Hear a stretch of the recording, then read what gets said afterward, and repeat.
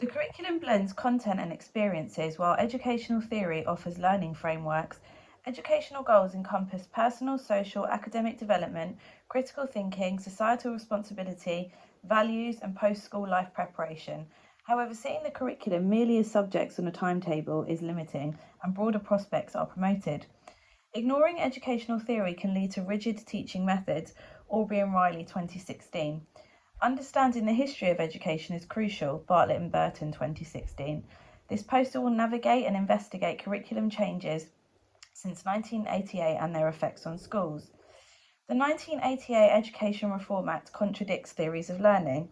The national curriculum, as noted by Chris Pearson in his paper New Governance of Education, was a centralising tool of the Education Reform Act, leading to standardised curriculum and the introduction of SATs for assessing children's abilities. This conflicts with Piaget's cognitive development theory, which advocates waiting until the right cognitive age for specific concepts and a developmentally appropriate curriculum.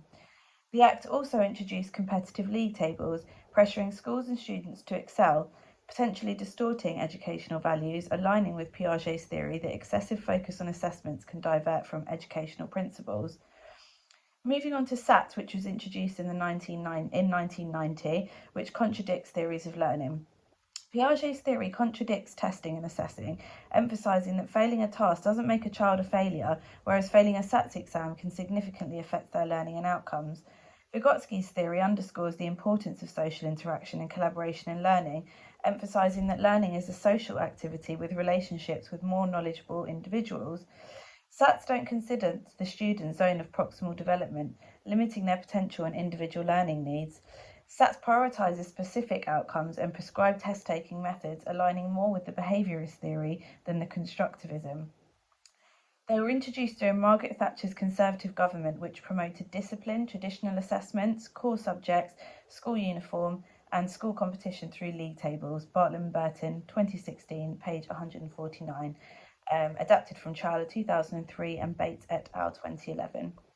Moving on to Ofsted, which was introduced in 1992. This reflects the viewpoint of the Conservative government at the time. Ofsted's goal is to enhance education and children's social care standards, Ofsted 2014.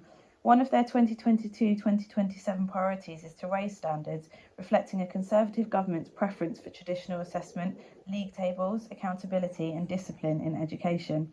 Publicly available Ofsted reports and league tables introduced in 1988 under the Education Reform Act boosted school competitiveness and influenced parental choices, aligning with the Conservative perspective on education marketisation, emphasising competition. Bartlett and Burton, 2016, page 56. The White Paper Excellence in Schools 1997 reflected the viewpoint of the Labour Party at the time. The 1997 White Paper Excellence in Schools reflected the Labour government's commitment under Tony Blair to education as a means of creating a fair and prosperous society, published shortly after their election, outlining educational policies.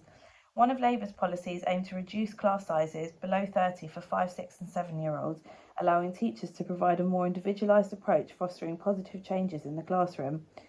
In Tony Blair's education speech, he emphasised improving teacher training and modernising the comprehensive system to accommodate students with diverse abilities, contrasting with the previous 11+ system, which he believed caused distress to 11-year-old students who failed.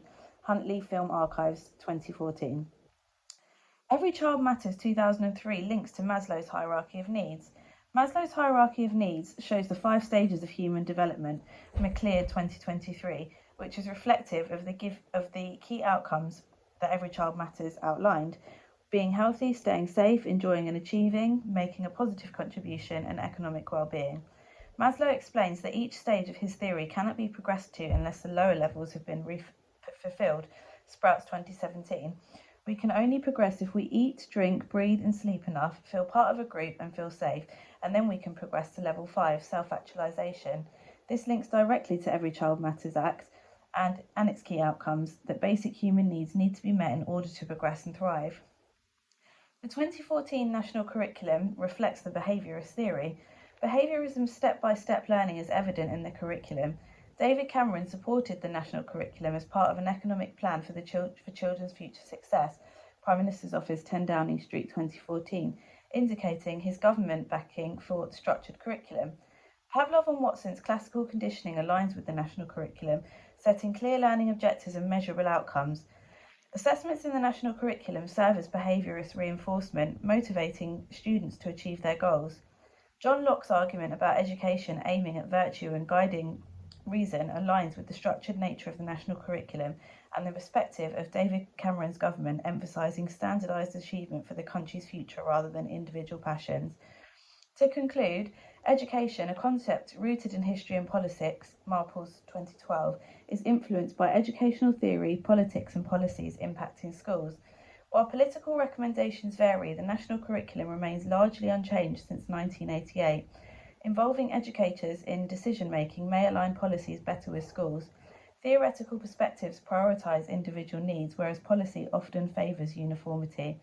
A more open minded approach to individual needs could benefit the education system.